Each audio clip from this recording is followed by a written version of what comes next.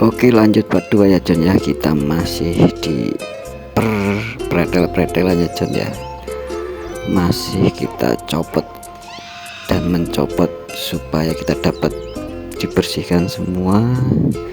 Jadi nanti setelah dicat kembali kinclong seperti bersih dan seperti baru lagi ya John ya. So simak terus ya John ya, jangan bosen-bosen lihat video saya John. Dan kalau teman-teman suka dengan videonya, jangan lupa subscribe, like, dan komen ya teman-teman.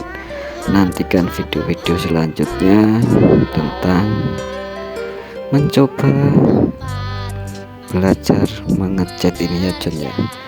So kita lanjut di part 3 ya John ya. Terima kasih.